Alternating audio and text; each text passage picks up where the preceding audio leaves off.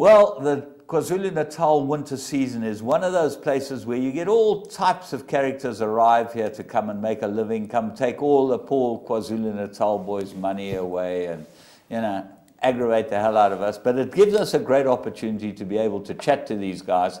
And we love getting them in the studio. And one of the heroes of the Cape Town Raiders is MJ Byleveld. MJ, nice having you here. Thank you, Mr. Gooden. Thanks very much for having me. You started at the Jockeys Academy 1997. How the hell did you get there? It's a long way from your home. 100%. There's actually a friend of my dad was involved in cattle, and my dad was a cattle auctioneer. He was an agent at the time, and I was running around little lighty, herding the cattle and helping him at the auctions. And this guy spotted me, Aubrey Upton. Unfortunately, he's not with us anymore. And he had 1 or 2 horses up in Johannesburg, and he said to my dad, "Why don't you get him involved? He's so small. Get him to the academy." And one thing led to another, and went to 1 or 2 interviews at Turfentine and got accepted. And yeah, that's where it basically started, thanks to Aubrey Upton. And had you ever thought of being a jockey? Had you ridden horses or whatever? I suppose you rode the farm horses. No, we actually didn't have any horses on the farm. I once sat on a horse as a baby, I think. My uncle put me on a horse, and that was it. Never actually thought about it. And got to the academy, I looked at these things, well, I'm not going to chase these into a kraal somewhere, but I better get on one. And nerve-wracking at the time, never been on one, so, but loved animals all my life, and yeah, it kicked off. It was a bit difficult. I was very small. Went into the academy at 16 years old and weighed 26 kilos. 26? Yeah, 26 kilos. Well, those days I think we went in at the right weight. Nowadays, I don't know. It's a little bit of a different scenario. But yeah, it obviously helped. Initially it was difficult. I was weak, small horses. And the guys bullied you, those top guys. Who was in charge there? Who were the top guys when you arrived? Yeah, those days was Grant Burr, Benny Norton, the late Benny Norton. Yes, I can't remember the rest of the guys now. Who was it with your intake? It was myself, Corne, Orfer, Billy Jacobson. You've always been mates as well too. You and Corne have been mates for forever. And Tanisha Smith, there's 4 of us. And we're actually still very good mates. Billy's obviously here, and when we get here, we always get together and have a bit of a lunch or a party and carry on. But we had some good characters in our time, and most of them are still going. So, and you came out of your time. Obviously, you did pretty well as an apprentice, and you came out of your time, and you ended up with Dean Canema. Yeah, Mr. Gooden, actually, I struggled. I only rode my first win in my 3rd year, and then it took off. I rode for Mark Dixon, Alistair Gordon, quite a bit, and it led. When I came out of my time, I rode for them quite a lot, and then I think it was my 3rd year out of my time. When Clem Kotson came here for the season, he actually offered me a job to go to Cape Town. I was really doing well. I was flying to PE, riding for Nick Claassen, and I think I was 3rd in the jockeys log at the time, and Glenn offered me a job, and it was difficult. When you're doing well, it's very difficult to move, and I wasn't too keen on the Cape. I don't know. I've never been there properly and never lived there, so I was very skittish about the whole thing and thought about it, and Glenn eventually convinced me, and I haven't looked back since then. And for a Blue Bull supporter, it must be very difficult to live in the Cape. There are a couple of Bull supporters there, but you know it when you're a Bull supporter when you get there. And they still, there's good camaraderie, but you love your rugby, because I chat to you often about it, and you know a lot about rugby. How do you see the rugby in this country? It's a big change with Rassie Erasmus, looks like? Yes, Mr. Gooden. I've actually, the last 2 years, I must be honest, lost a bit of track, because I thought there was too much of it. As a kid growing up, you think, hey, it's a Currie Cup coming up, there's a big build-up to it, and now it's every weekend, Saturday, Sunday, Monday, every day there's almost rugby, and it did lose a little bit of that build-up to it, and you lose a little bit of the passion for the game. You still follow, I still follow, obviously, but recently, we walked out the jockey room last weekend, and we were 21-3 down. I thought, oh no, what are we going to go watch now? And sat down and watched the second half, and actually, it was exciting rugby, and the weekend after was even better. You see guys actually tackling properly. The defense is great. The attack is different classes. No balls just getting kicked up and kicking the possession away. The guys are working, and the youngster seems to gel, and they're playing with passion again. You must be proud of Andre Pollard, because I think that he's the key to the whole thing. He seems to know when to distribute. He's grown as a fly half, hasn't he? He's just most definitely. I think he went off a little bit. I'm no expert. I'm talking over what I think. No, that's how he was injured, and they played him with injuries, and then he got injured again. And from me, I had injuries in racing. If you're not 100%, it definitely affects you, and you could almost see it. If you see how he's playing now compared to then, he's definitely, you can see he's sound, he's playing with confidence, and it's working out for him. And he's got a great scrum off, so that makes a big difference. Yeah, he's good, that light, yeah. It helps a lot. I think it starts there, isn't it? If your ball gets out quick and the fly has got time to operate, and makes a big difference. He never seems to put the back line under pressure, de Klerk. He's always, if they look like they might be under pressure, the guys have got them, and he kicks, and he kicks well. He makes a quick decision. He's sharp. He gets the ball, and then he makes his decision very quickly, and I think that's very much it. So you're back watching. The lock, I think, is quite good. Sneyman? Yes, he's different class. He's a bloody strong, good. And the Natal boy, De Prier. Obviously, and he comes on second off, but I think he's going to be a very good player. Two youngsters on the wings also. I think one's a Shark, I'm not sure where the other one comes from, but he's from the Lions. They're great players. Yeah, they're very good players. Click well at the back, so it's very exciting. Plus he's doing something right. It looks like we might be on the right track for 2019, the World Cup. Next year, that's where we're going. Yeah, it looks like it. Let's hope it continues, and I'm sure Rassie, he coached the Free State to win two or three consecutive Currie Cups. He was brilliant. He was the guy sat up on the stand on the top of the stand with the paddles. You remember? Yes, that's correct. Yeah. So he seems to be doing the right thing. Let's hope he continues. Let's hope the rugby unions let him continue and do his thing. And Super 15, you obviously watch a bit of that, but it's hard to South African sides battle against the New Zealand sides. Yeah, it's very difficult. Racing the Cape on Saturdays, obviously, then you can't get to watch. You only watch a little bits and pieces of it. But yeah, I haven't followed continuously, and I can't really comment on the Bulls side right now. My bad, but yeah, I definitely do still support him. Did your dad support the Bulls? Is he a Bull supporter? Is that how you? My dad's old school. When something doesn't go right, he puts the TV off. Things have got to go right, and he's probably going to shoot me for saying that. But yeah, he gets very aggravated when people make silly decisions, rightly so. But he's Bull supporter, Stone's Springbok supporter. Yeah. And he's one that doesn't enjoy the TV. So is he still involved in the cattle business? Yes, we've got a partnership. Myself, Bernard Feyderb, and my dad. We started a couple of years back, and Bernard joined us in, and we grew quite nicely. And then the drought actually sort of helped the business a little bit in culling the weaker ones and building up the herd up. And we've still got a herd going, but as you know, right now farming is not easy. And take my hat off to my dad. He's done a very good job. We're sitting with a good herd, and it's turning around. We're hoping the rain has come, and let's hope it continues to. It's an interesting business, the cattle business, because the people are very good at it.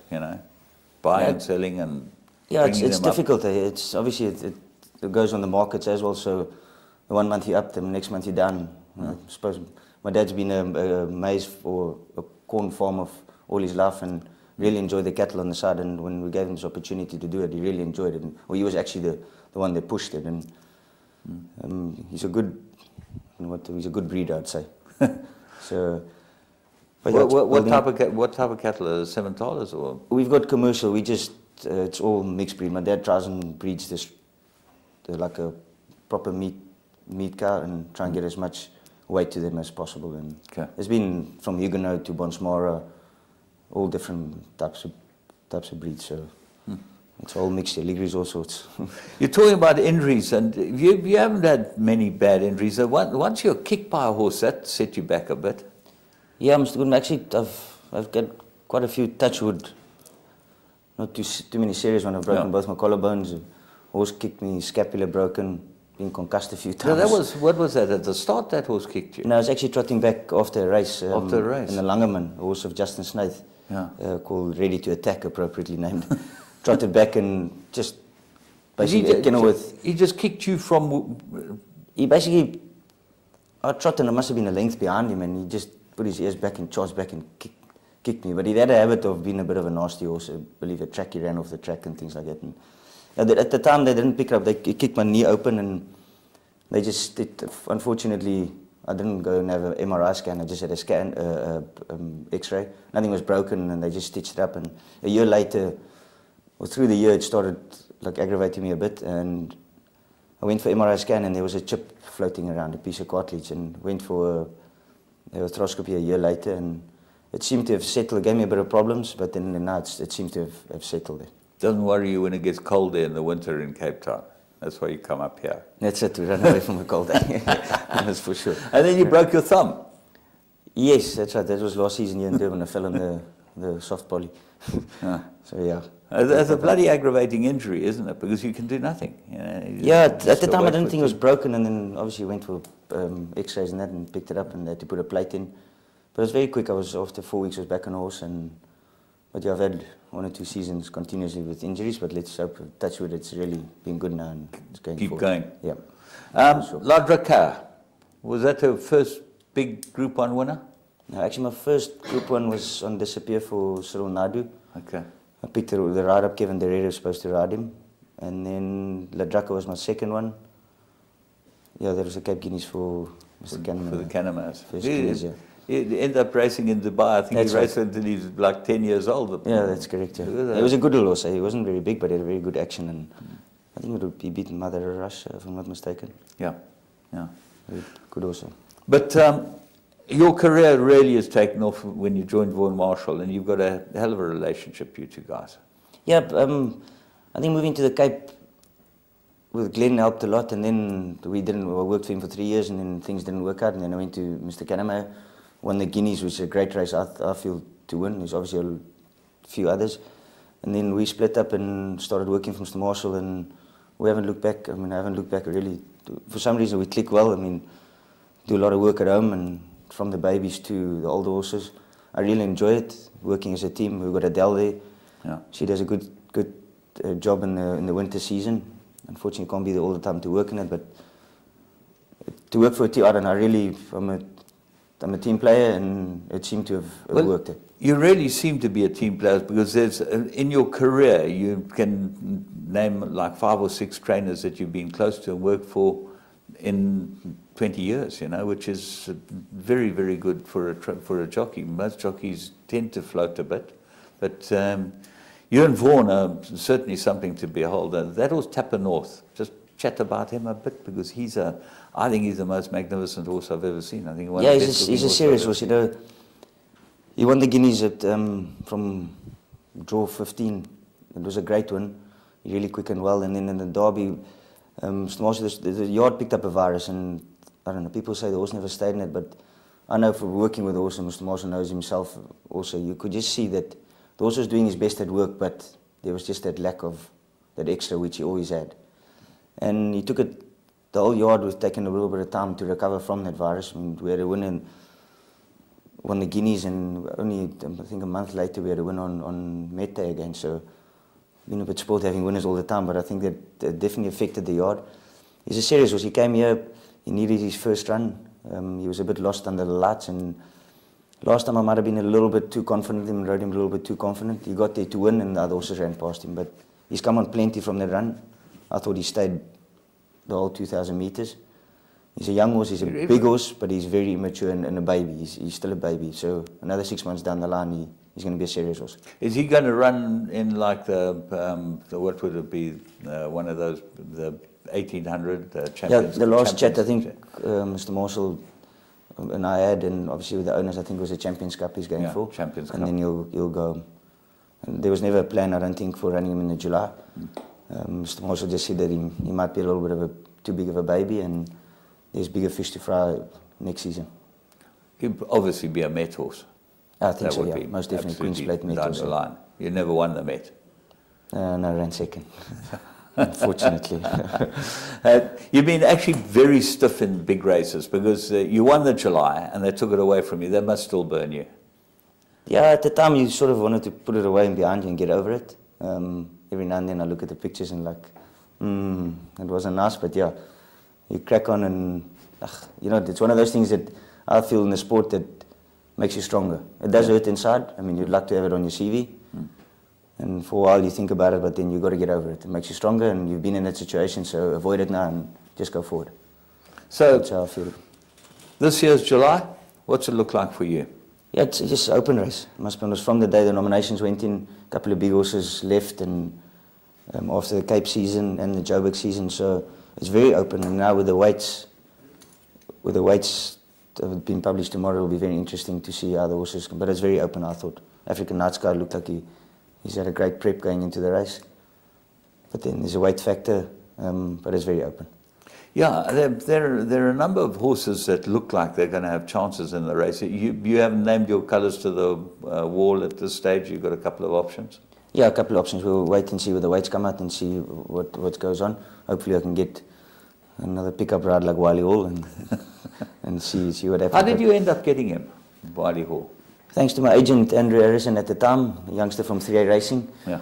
I was very surprised. He had done the homework and had been speaking to Wayo, and I don't think Wayo confirmed anything. And I was sitting at Kenworth in the jockey room and they're putting the jockeys up, and all of a sudden my name popped up on Wiley Hall. I was, geez, he had done the work and spoken to Wayo and managed to get the ride. And yeah, he was a bloody good horse, Wiley Hall, wasn't he? Yeah, he was a serious horse. I managed actually, leading up to the July work, legislate the Thursday morning, and I got off him and we got a group chat to the 3A guys, and I sent him a message, listen, you guys, whoever beats legislate will win the race. And then I drove to Ashburton and went and worked Wiley Hall, and I was like, geez guys, there's a problem here, I think I'll win it. And I got all surprised, and afterwards all the chat banter, and it was great. But he was a very good horse. He's quite a serious horse. He won two Group 1s, if I'm not mistaken. No, he won the summer. Yeah, he was a really good horse. Let's hope he'll be exciting stallion now. Talking about, obviously jockeys need sponsors, and you've fallen in with the best sponsors you can get in racing. Yeah, most definitely. I'm fortunate to someone leaving the shores. Greg Sheen was their first jockey, and then he left to Hong Kong and then recommended me to Pippa, and we sat and had a discussion, and yeah, and from there I haven't looked back. They've really been great support and really a good team to be affiliated with. Do you go out to the farm often? As much as we can, yeah. But it's dangerous going there because then you want to sit and drink wine. But no, try and go there and look at the babies, and just a beautiful place to be. It's such a beautiful place, and you can get a wonderful meal there as well. You don't battle with your weight, do you?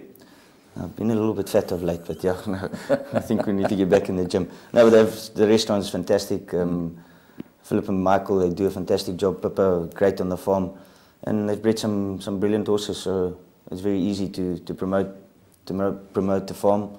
They're obviously well known, and they've really been great support of mine, and I'm sure Lyle and Callan can say the same. And you're lucky that Vaughan has a wonderful relationship with him as well. You know, he's certainly been very, very good as far as supporting that farm. I think that he's probably been their biggest and longest supporter. Most definitely, and I think this year was probably one of the, I'm not 100%, I don't know the history, but this year was probably when the babies walked in and Mr. Marshall they says, there goes VAR, Oratorio, VAR. I was like, geez, where did they all come from? All from Avontier. And he said, yeah, he's been a great supporter. He obviously enjoys buying their type of horse, and he's really been a good supporter of the team. I'm sure Pippa and them are very grateful for that. Em, we've got to wrap up. Any thoughts of, firstly, coastal jockeys? I see you quite involved with them. You do a lot of work with them? Yeah, Mr. Goodman, about 3 years ago, obviously there was a split and thing, and there were problems with the associations and things, and myself, Bernard and Greg sat and chatted to Bernard's uncle, Richard Gomes, and we just thought, listen, we need to start something new age, get a friendly thing going, let's try and work, we're all in the sport for the benefit. To benefit of it. There's this big thing about jockeys, just take things out of it. I totally disagree to it. We thought we need to get something fresh going, and we started an association. We managed to start chatting to the operators and things like that, and we try and get some positive things to racing, and we've got a good support from the guys that are behind us, and we've been strong in respecting the way we do things. It's no use always fighting about things. I think there's the right way of doing things and approaching things, and we're very open in what we do and how we do things, and I think from the operators' side, I think they appreciate it. We've worked nicely together with them, and very proud in the guys that have supported us, and very proud in being the chairman of it. Well, you guys have done a wonderful job, because you have these like races that you put on, and then you have the Movember, you're good at growing moustaches, some of you. Yeah, definitely. Look, it's all to try and get some people, young people, to the cause of those things, and also just giving back to the game. As I said, everyone thinks we just take from it, but we actually try and support it. It is our sport, we benefit from it, so let's work together and get something going to get the people to the sport and support us even more. Well done to you guys. Most jockeys have aspirations and dreams of going overseas. Do you have those type of things, or are you quite happy sitting in? Because you look like the type of guy that's nice and settled, and you know you got a good routine, and you slot in. Mr. Goodman, obviously there's the thing of money and things overseas, and you really would like to go ride overseas. And that I've had some good jobs had some good horses to ride. So sometimes I don't know, I'm a farm boy and always want to stay at home. So it's maybe not a good thing, but I'm quite happy. As long as I'm happy, then life goes on. So looking for the next Grade 1 winner, and let's build on that. Well, we'd like to wish you all the best in your perseverance and looking for these. Everyone's got to have ambitions. You're an ambitious guy. You're good for the game. You've done us a lot of good all the years that you've been in it. And we thank you for coming in and having the pleasure to chat to you here in our studio. No, most definitely. Mr. Goodman, must say just big credit to Gold Circle. They've gone out on social media and promoted racing very well. I must say thanks for them for the season that's here, and some of the big race meetings have been well supported. The advertising, that's great. So thank you to them, and let's hope we can move forward and be a positive season to the end. Many winners to you. J Byleveld, one of the stars of the show, and as you can hear, a lot of you probably don't know much about a lot of these guys that ride your horses. They've all got a story to tell, and wonderful to be able to get them in the show. And until next week, we